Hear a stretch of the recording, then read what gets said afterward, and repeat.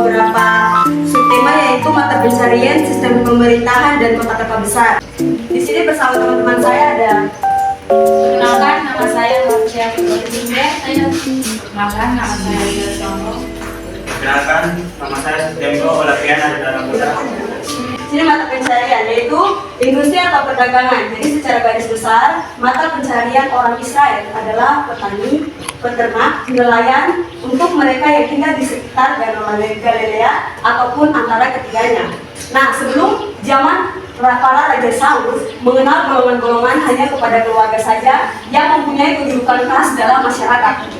Kaya dan miskin tidak terlalu mencolok perbedaan baru di zaman para raja. Mulai muncul golongan-golongan, ada tentara pengawal, ada tentara pegawai negeri, abdi dalam pejabat-pejabat yang mempunyai hak istimewa. Akibatnya muncul dalam golongan masyarakat golongan kaya yang berkuasa dan rakyat kecil yang tidak berdaya. Ketidakadilan pun muncul lewat beberapa nabi mengencam hal ini oleh Hosea, Amos, dan Yesaya. Di Israel kuno, hampir tiap orang terlibat dalam pertanian dalam beberapa seginya dan berjumpa dengan ternak kemanapun mereka pergi, termasuk juga orang di kota seperti Yerusalem atau Samaria. Dua pintu gerbang kota Yerusalem di zaman besi diberi nama dari binatang-binatang yang diperjualbelikan di pintu gerbang domba dan pintu gerbang ikan.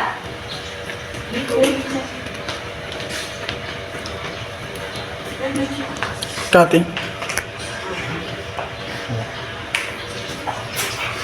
Agrikultur menjadi basis ekonomi Israel kuno karena sangat mempengaruhi tiap segi kehidupan sehari-hari, baik umum ekonomi, agama, dan sosial. Kalender Israel kuno sangat berbeda dengan kalender kita yang diatur dalam irama menit dan jam. Kalender agrikultural lebih berkaitan dengan irama musim yang bergerak seputar kegiatan bercocok tanam, panen, serta pengembalaan ternak. Termasuk pula di dalam kalender kultis, yaitu perayaan-perayaan syukur dikaitkan dengan kehidupan agrikultural, perayaan anggur, Paskah, dan perayaan roti tak beragi mulanya adalah dua perayaan terpisah untuk merayakan panen gandum. Paskah di mana pencukuran domba dilaksanakan, Tabernakel atau Sukkot merupakan festival musim gugur merayakan berakhirnya pekerjaan agrikultural. Nama pesta ini sebelumnya adalah pesta pengumpulan hasil. Pada masa itu mereka membuat pondok-pondok di kebun. Atmosfer agrikultur sedemikian penting sehingga sangat kerap ditunjuk dalam Alkitab, baik dalam arti harafiah maupun alegori atau simbolis. Misal yang menggambarkan zaman baru dengan kesuburan tanah ketika tanaman berlipat buah. Selanjutnya akan dibahas oleh teman saya, yaitu Nurji. Di sini saya akan membahas tentang sistem pemerintahan. Orang-orang Israel pada akhirnya memilih untuk menjadi sebuah negara kerajaan. Pada kisah awalnya mereka memilih raja untuk melawan bangsa Palestina. Mereka memerlukan sebuah organisasi kerajaan untuk membentuk militer yang kuat, terlatih, dan berdisiplin. Hal itu dikarenakan tidak mudah mengumpulkan para suku relawan dari berbagai suku dalam waktu yang singkat sebelum berperang, sebagaimana yang dilakukan para hakim dahulu. Karena itu, Israel memerlukan seorang raja yang dapat memimpin dan membangun suatu angkatan perang yang tetap, kuat, dan yang terlatih untuk berperang. Orang pertama yang dipilih menjadi Israel ialah Saul. Kisah tentang pemilihan dan pengangkatannya menjadi raja dilaporkan, bisa dilihat dalam 1 Samuel ayat pasal 8 ayat 12. Samuel mengurapi Saul menjadi seorang raja. Kebiasaan mengurapi seorang menjadi pejabat kerajaan sudah lebih dahulu dikenal oleh orang-orang Mesir, terutama dalam pengangkatan seorang pejabat kerajaan di Mesir maupun Palestina yang bertanggung jawab secara langsung kepada Firaun. Rupanya Samuel mencontoh kebiasaan tersebut dalam hal mengangkat seorang pemimpin di Israel yang harus bertanggung jawab langsung kepada Allah. Yang kedua, hubungan politik bangsa Israel dengan bangsa asing. Mulai abad ke-3, 13 sebelum Masehi dan seterusnya, banyak hubungan dagang dan politik terjadi antara Israel dengan bangsa-bangsa lainnya. Karenanya sejak saat itu, ketergantungan Israel dalam kebudayaan, sastra, termasuk dalam bahan pendidikan yang dipergunakan kepada bangsa-bangsa lain tersebut semakin kuat. Dalam perdagangan internasional, Israel berfungsi sebagai jabatan yang menghubungkan Mesir dan Mesopotamia. Hal ini disebabkan oleh posisi geografis Palestina yang terletak di antara Mesir dan Mesopotamia, sangatlah strategis. Sejarah mencatat bahwa rute perdagangan internasional yang terutama di Timur Tengah kuno dimulai dari delta Nil, terus menjelajahi padang gurun Sinai, berlanjut ke daerah tetai Palestina, lalu melewati Megiddo dan padang gurun Israel, menyeberangi sungai Yordan, kemudian tiba di wilayah Mesopotamia, akhirnya sampai ke daerah penduduk subur milik Asyur, dan posisi geografis ini juga membuat Israel selalu menjadi wilayah prioritas bila terjadi ketegangan politik, bahan peperangan di antara Mesir dan Mesopotamia. Khususnya dalam hal politik, Israel berhubungan terutama dengan 6 bangsa, yaitu bangsa Mesir, Kanaan, Babel, Persia, dan Yunani. Dalam situasi politik pada zaman Raja Saul, diperkirakan pada tahun 1200 sebelum Masehi, maka Samuel mengurapi Saul menjadi raja Israel yang pertama. Pada awal pemerintahan Raja Saul, mula-mula kerajaan Israel berjalan dengan baik. Saul dengan tentaranya berhasil mengalahkan Palestina. Akan tetapi kemenangan Raja Saul tidak begitu lengkap. Ia hanya menangkan perang lokal saja.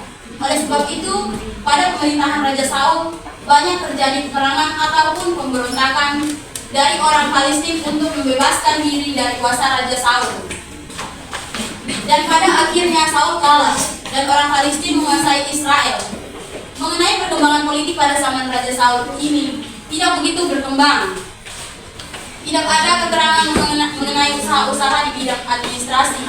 Hal ini memberikan kesan bahwa pada pemerintahan Raja Saul rupanya begitu penuh dengan peperangan, sehingga raja tidak sempat mengadakan konsolidasi serta pengorganisasian yang baik dalam tubuh bangsa Israel.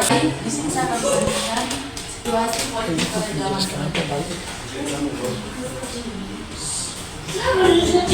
kelahiran kekuasaan dari Raja Rasul kepada Raja Daud memiliki kisah yang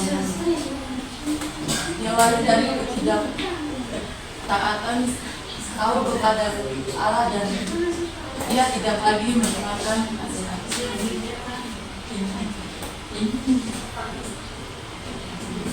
Dari Samuel, Saul ini berdiri sendiri dan bebas bertindak seturut dengan apa yang dia kehendaki. Menurut Samuel,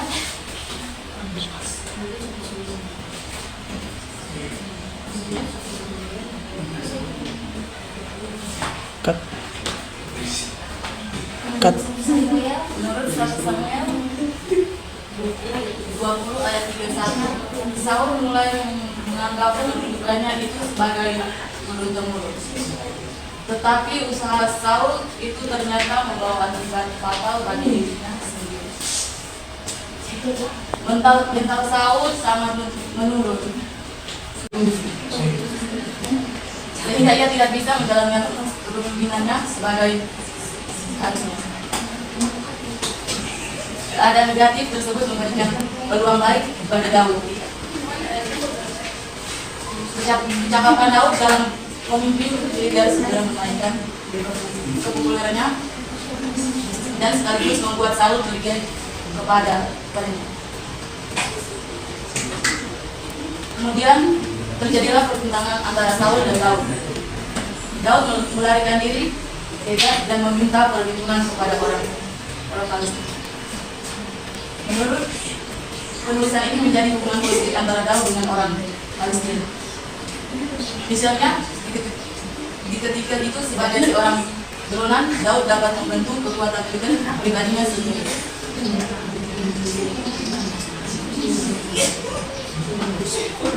Bahkan Daud memiliki sebagian wilayah Yehuda dengan perkawinan yang aneh. Jangan minum Ebola, di mana Saul dan Yonatan mana. Daud memanfaatkan kesempatan tersebut dengan baik. Oleh karena kematian Saul, maka Israel tidak memiliki raja lagi. Penguasa Palestina menyetujui tindakan Daud benar-benar.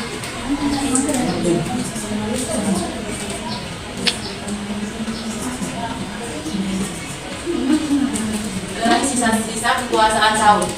Setelah Daud mengalahkan Abner yang menjadi kepala angkatan perang Saul, maka Daud resmi menguasai kembali Israel setelah kemenangan itu.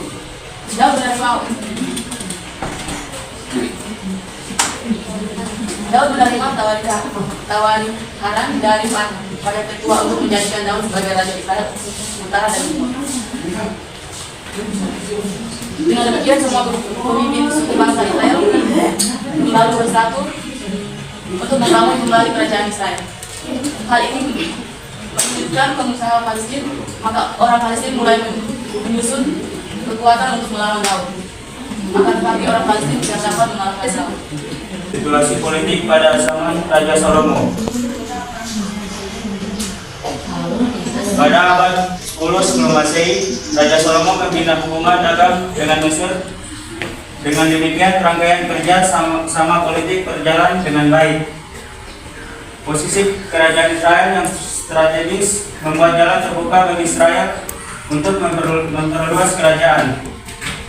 Pengaruh Raja Salomo secara tidak langsung membuka hubungan politik dengan bangsa sekitar mencapai daerah Sungai Efrat timur laut dan Sungai Mesir di barat laut.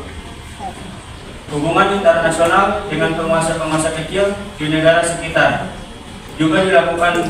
Salomo adalah seorang kaya. Dia membuat armada kapal-kapal untuk armada perdagangan di ujung selatan kerajaannya. Di Ezion Geber di Laut Berau, bagian timur dari Laut Merah.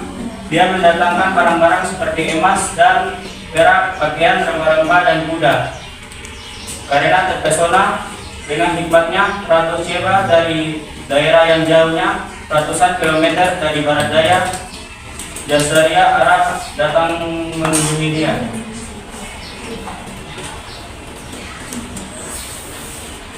Kota-kota besar dalam dunia Perjanjian Lama. Negeri Israel pada masa Perjanjian Lama adalah negeri pertanian, bukan negeri industri atau perdagangan. Maka di seluruh negeri tak ada kota dalam arti modern. Kota Yerusalem pun tidak termasuk kota besar dalam arti modern. Jika kitab suci menyebut banyak kota, namun kota-kota itu sesungguhnya sebuah kampung besar yang berpenduduk antara 500 sampai 700 orang. Kampung-kampung itu disebut kota karena kampung-kampung itu diberi tembok bentang terbuat dari tanah ataupun batu. Kemudian Raja Daud pun memindahkan tabut perjanjian dari kota Kiryat Yearim ke kota Yerusalem, sehingga kota itu menjadi tempat ziarah bagi Israel. Oleh Raja Daud, kota itu diperluas ke arah utara dan bagian itu disebut kota Daud.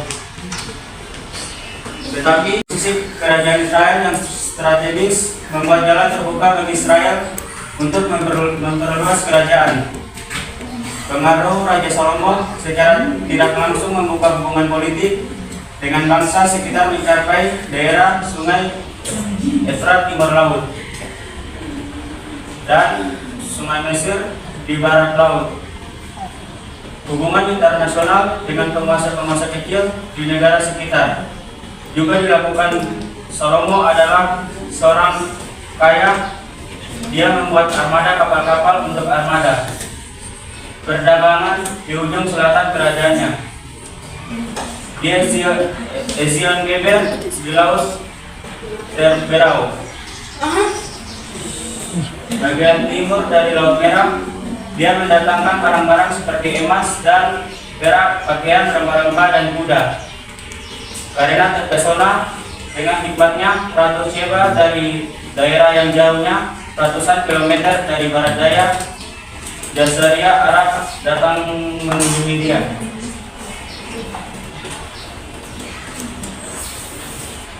Kota-kota besar dalam dunia Perjanjian Lama. Negeri Israel pada masa Perjanjian Lama adalah negeri pertanian, bukan negeri industri atau perdagangan. Maka di seluruh negeri tak ada kota dalam arti modern.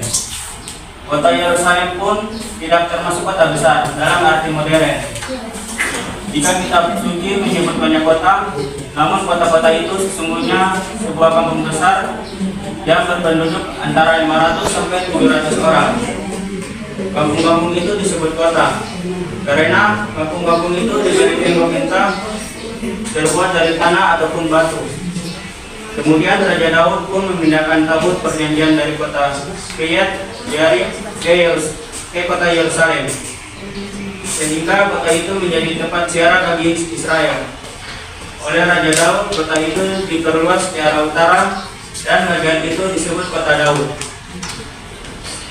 Tetapi Yerusalem adalah kota yang kudus, sebab di kota itulah Yahweh Allah Israel bertahta.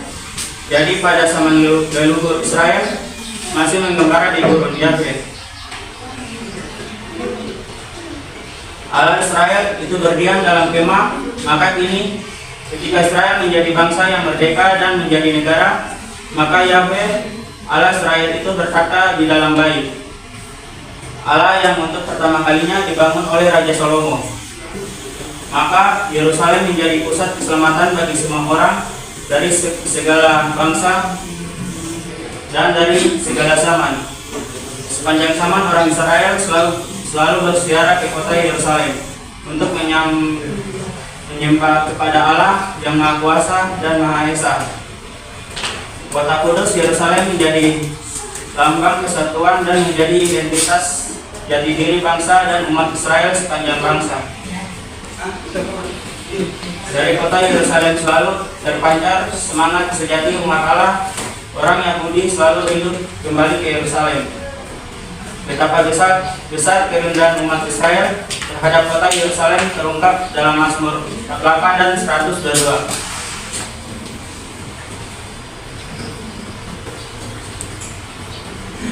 Iya. Berikutnya, Mesopotamia. Kata Mesopotamia berasal dari bahasa Yunani, artinya tanah di antara dua sungai. Istilah Yunani untuk tanah yang membentang di antara sungai Tigris dan sungai Efrat. Tampaknya istilah itu sama dengan nama Ibraninya yang maknanya berkaitan, Aram Naharaim.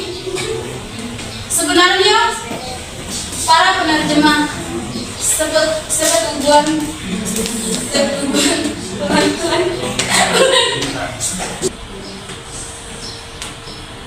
Sebenarnya para penerjemah Septuaginta Yunani biasanya mengalihkan bahasa Aram Naharaim sebagai Mesopotamia. Istilah Mesopotamia digunakan secara beragam pada zaman dahulu maupun zaman modern. Pada dasarnya, dalam pengertian yang luas, istilah itu mencakup seluruh wilayah yang terletak di antara sungai Tigris dan sungai Efrat dan yang terbentang dari Teluk Persia di sebelah selatan sampai pegunungan di Turki dan Iran di sebelah utara. Ini termasuk dataran aluvial Babilonia kuno yang terbentang kira-kira 400 km di sebelah selatan Baghdad. Akan tetapi, dalam pengertian yang lebih sempit, Babilonia tidak termasuk, hanya wilayah di utara yang disebut Mesopotamia. Wilayah di bagian utara ini terdiri dari sebuah plato rendah yang bergelombang dan dikelilingi banyak lembah. Daerah itu juga berbatu-batu. Bukti penggunaan istilah itu dalam pengertian yang luas pada abad pertama Masehi terdapat dalam Kisah Para Rasul pasal 7 ayat 2. Sewaktu Stefanus berbicara tentang Abraham yang tinggal di Mesopotamia, padahal masih berada di Ur, sebuah kota di Babilonia. Namun, kita tidak dapat menemukan dengan pasti apakah istilah Ibrani Aramea. Kata Mesopotamia berasal dari bahasa Yunani, artinya tanah di antara dua sungai. Istilah Yunani untuk tanah yang membentang di antara sungai Tigris dan sungai Efrat. Tampaknya istilah itu sama dengan nama Ibraninya yang maknanya berkaitan. Aram Naharaim. Sebenarnya para penerjemah setubuhan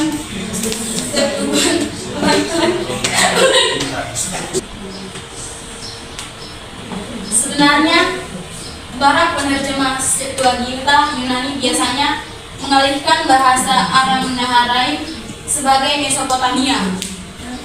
Istilah Mesopotamia digunakan secara beragam pada zaman dahulu maupun zaman modern. Pada dasarnya, dalam pengertian yang luas, istilah itu mencakup seluruh wilayah yang terletak di antara sungai Tigris dan sungai Efrat dan yang terbentang dari Teluk Persia di sebelah selatan sampai pegunungan di Turki dan Iran di sebelah utara. Ini termasuk dataran aluvial Babilonia kuno yang terbentang kira-kira 400 km di sebelah selatan Baghdad. Akan tetapi, dalam pengertian yang lebih sempit, Babilonia tidak termasuk, hanya wilayah di utara yang disebut Mesopotamia. Wilayah di bagian utara ini terdiri dari sebuah plato rendah yang bergelombang dan dikelilingi banyak lembah. Daerah itu juga berbatu-batu. Bukti penggunaan istilah itu dalam pengertian yang luas pada abad pertama Masehi terdapat dalam Kisah Rasul pasal 7 ayat 2. Sewaktu Stefanus berbicara tentang Abraham yang tinggal di Mesopotamia, padahal masih berada di Ur, sebuah kota di Babilonia.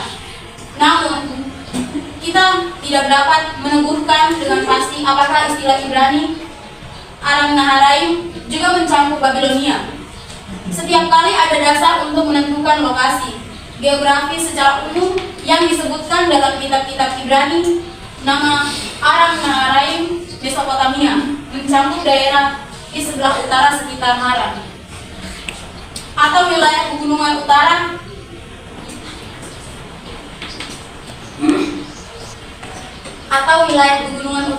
sekitar Petor. Walaupun ruang lingkup daerah kekuasaan Raja Kusyan Rishatai dari Mesopotamia yang menindas Israel pada zaman Hakim Otniel tidak dapat dipastikan, pusat pemerintahannya mungkin juga berada di sebelah utara.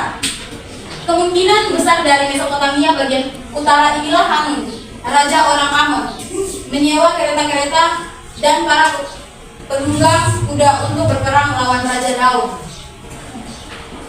Sementara orang-orang Yahudi dan para proselit yang hadir di Yerusalem pada perayaan Pentakosta tahun 33 Masehi. Pada penduduk dari Mesopotamia dapat mencakup penduduk dari bagian selatan tanah itu, yaitu Babilonia. Dalam hal ini, patut diperhatikan bahwa sejarah Yosefus melaporkan bahwa sejumlah besar orang Yahudi berada di Babilonia pada abad pertama sebelum Masehi. Yang berikut, kota Mesir. Mesir dan penduduknya disebutkan lebih dari 700 kali dalam Alkitab. Dalam kitab-kitab Ibrani, Mesir biasanya disebutkan dengan nama Misraim. Tampaknya menandaskan besarnya pengaruh keturunan Utraham ini di wilayah itu.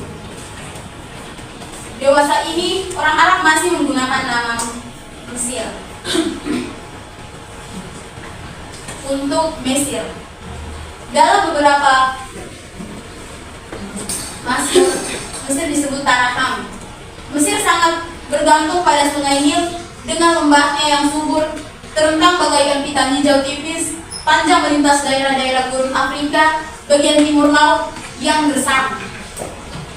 Mesir hilir mencakup daerah delta yang luas. Nah, jadi teman-teman semua, di sini kami dapat mengambil kesimpulan mengenai kehidupan ekonomi dan politik di zaman bangsa Israel dulu, di mana kami dapat mengetahui dan memahami mata pencarian, sistem pemerintahan, dan juga kota-kota besar yang berada di zaman bangsa Israel dulu. Itu adalah kesimpulan yang dapat kami ambil. Terima kasih sudah menonton video kami. See you next time. Bye bye guys.